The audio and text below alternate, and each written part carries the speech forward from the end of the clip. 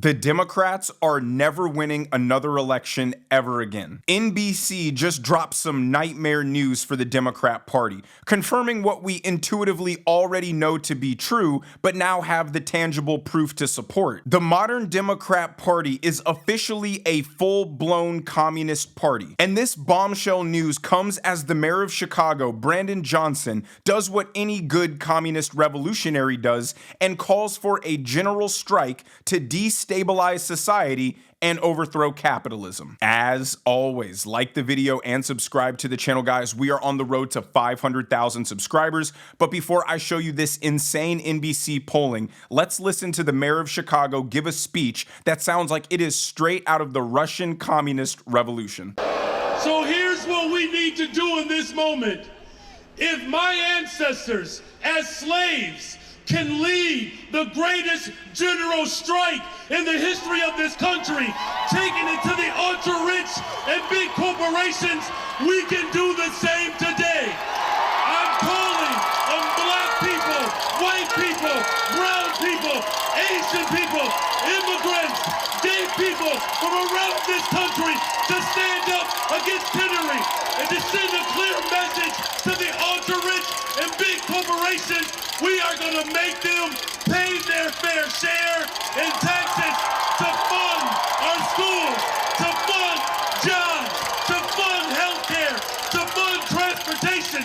Democracy will live on because of this generation. Are you ready? So modern Democrat cultural Marxism is ironically more radical and more angry than traditional Marxism. Original Marxism is about the rich versus the poor, the working class versus the elites. The grievances are about socioeconomic oppression. The Democrats' cultural Marxism is much more broad in identifying victimizers and victims. They certainly separate by class, but they also separate by race, whites oppressing blacks. They also separate by genders, men oppressing women. It's like only the Democrats could take a horrendous, murderous ideology and make it even more hateful. And the reason they broadened and expanded the spectrum of who they considered oppressed is so they have more customers to manipulate and joining their angry mob to overthrow the status quo. So maybe you're not poor, but hey, you're a woman and subjugated by men, so come join our fight. And so maybe you're not poor or a woman, but you're black and you're subjugated by white people, so come join our fight. Calling for a general strike in America's third largest city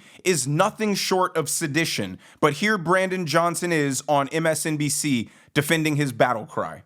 What would a successful strike look like to you? Well, first of all, if there was ever a time for working people to unite across our country, this is that time. You know, I'm reminded of the words of Dr. King when he said that if the labor rights movement and the civil rights movement were to ever collide, what enormous potential we would have. And we're in the midst of that right now. What it means is that working people across this country have to send a real strong message to the ultra rich and to these large corporations who have received, you know, one of the greatest tax cuts and benefits than any other time in the history of our country.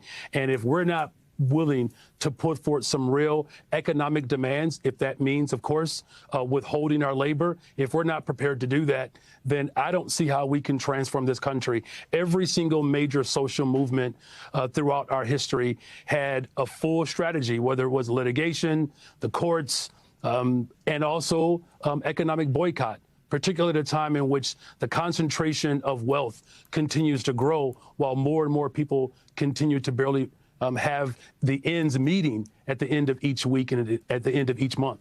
I mean, he gave the whole game plan away. Run the clip back. He exposes it with a giant smile on his face. His goal is to transform the country. He wants women, brown people, which is so racist, if I might add, and the working class to control everything because they've deemed rich, white, straight men to be evil, vile, and the villains of society. By the way, Martin Luther King's legacy gets desecrated every time someone like Brandon Johnson or Zohran Mamdani invokes something that he said to give themselves an endorsement from the grave to push their radical Marxist agenda. I just can't understand how we spent so long fighting communism abroad in real hot wars, fought it at home with extreme legislation, but now we've just allowed communist agitators to infiltrate our government and cause disruption and foment revolution all across the country. And before you say, well, that's just lunatic Brandon Johnson in Chicago and radical jihadist Zohran Mamdani,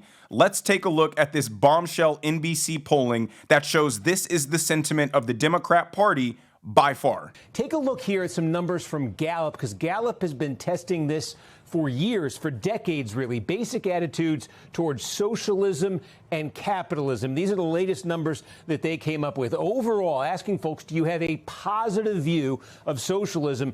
39% of Americans said yes. 54% said they had a positive view of capitalism. But look at the party split here among Democrats. Look at socialism. That's nationally again.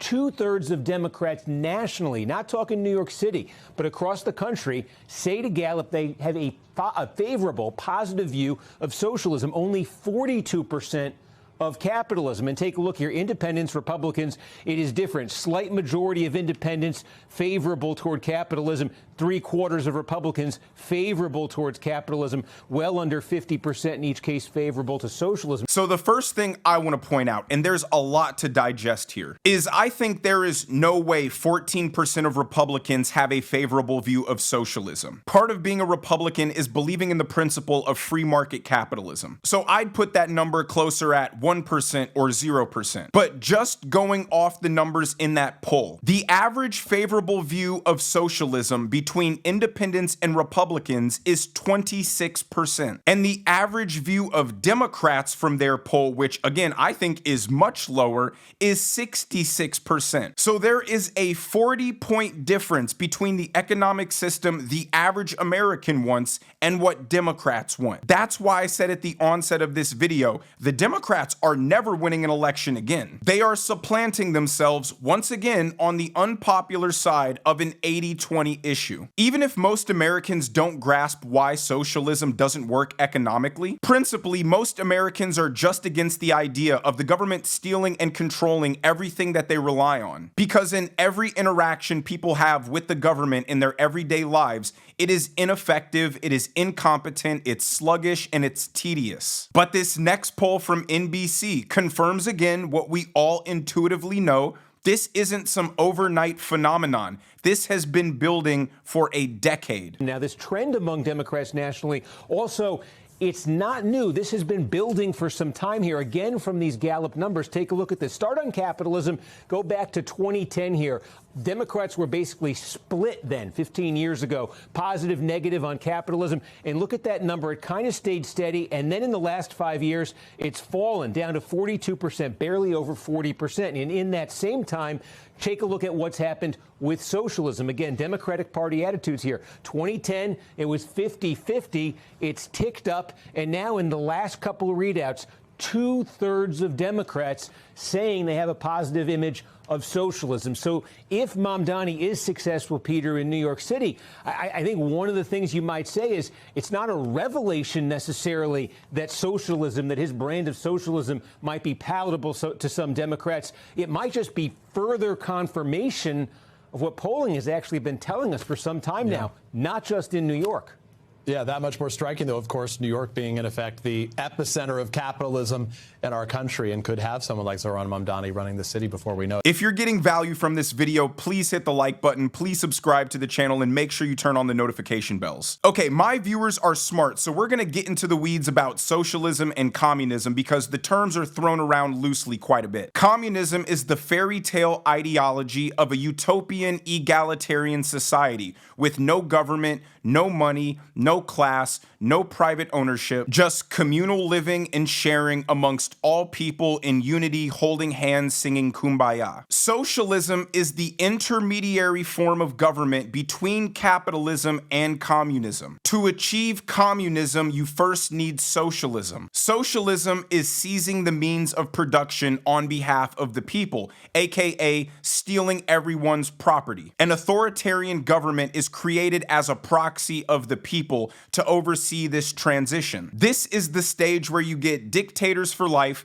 gulags, killing and jailing political opponents, mass starvation. Because surprisingly, I couldn't imagine why, some people don't want the government to steal everything that they own. So those people are either killed or sent to gulag. And then once the government has everything, there's disagreement on how to distribute it. Who gets what goes where. And if you're on the side that disagrees with the man in charge, well, you get killed or, you guessed it, sent to gulag. And now that the government controls everything and anybody who had any expertise in these industries are either dead or in gulag, the incompetent government doesn't know how to operate or manage any of these complicated industries, leading to a drastic decline in production, which leads to massive unemployment, poverty, and eventually starvation because they're not producing enough food. And this is the stage where it always gets stuck in. We've never seen communism because it's a fairy tale myth. It's not real. It's unrealistic. It goes against reality, human nature, economics, how markets function, scarcity. It was an academic theory spawned by Karl Marx, a lazy, angry, abusive drunk who never showered, who had never built anything, employed people, created anything of any value, and instead raged against the system instead of having some personal accountability. Essentially the very exact same thing Democrats are doing today. Democrats will say communism is such a great ideology because it's about equality. It's just never been tried. Yeah, it has been tried many times. It just always gets stuck in the socialist stage. Instead of government, industry, and finance all existing separately, socialism consolidates all of them into one. And once they've consolidated all that power, you think they're just going to give it up? For one, it's impossible to have a stateless, moneyless, classless society. But more than that, why would they want to? And because socialist ideology is inherently authoritarian, that's how you get this weird crossover of this man who's running for senator in Maine, whose old Reddit posts reveal that he's a communist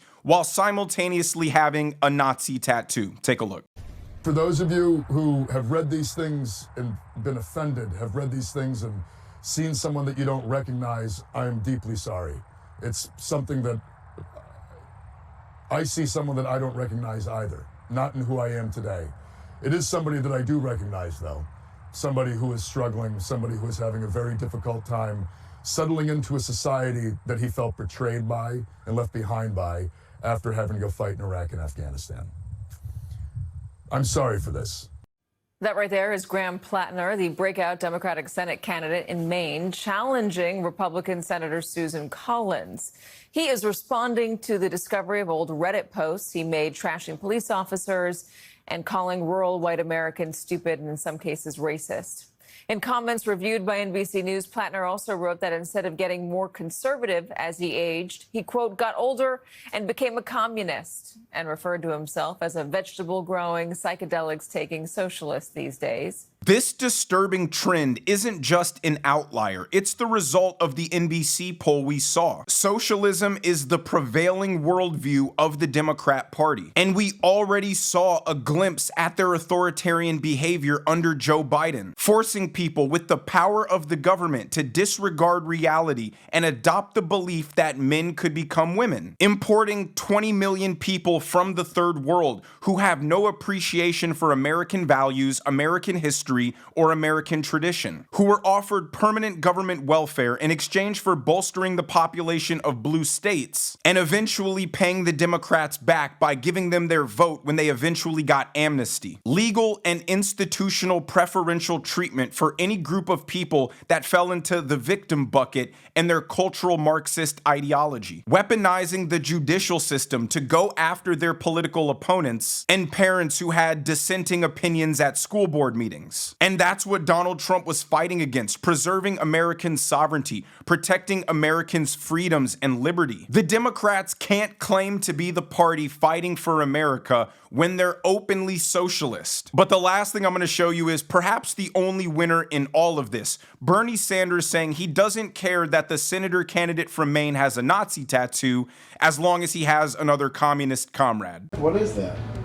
This? Yeah, what's it? Literally nothing. It's just a, it's a design. Is it like a possum or No, it's supposed to be like a dog.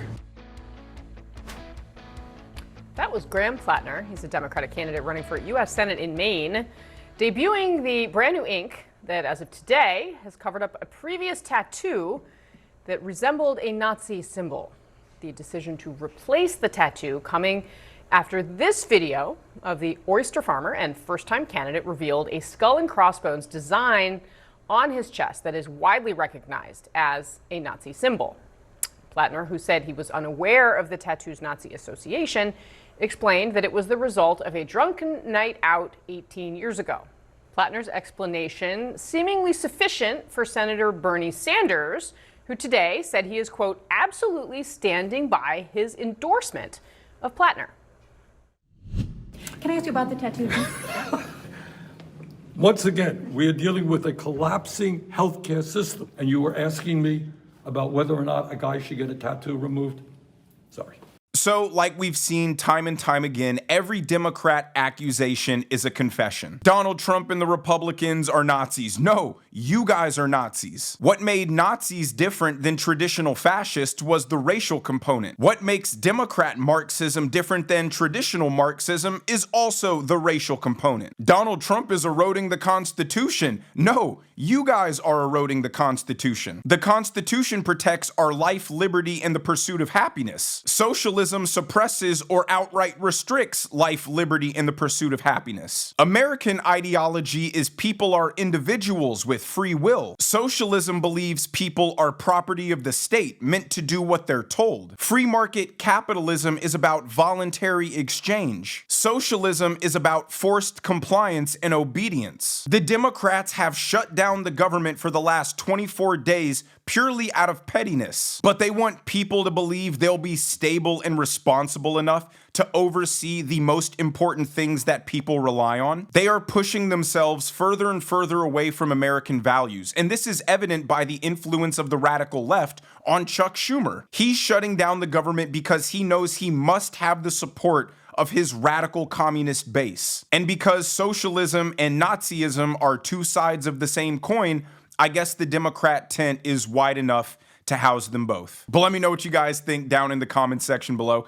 If you enjoyed this video, make sure you hit that like button. Make sure you subscribe to the channel if you haven't already.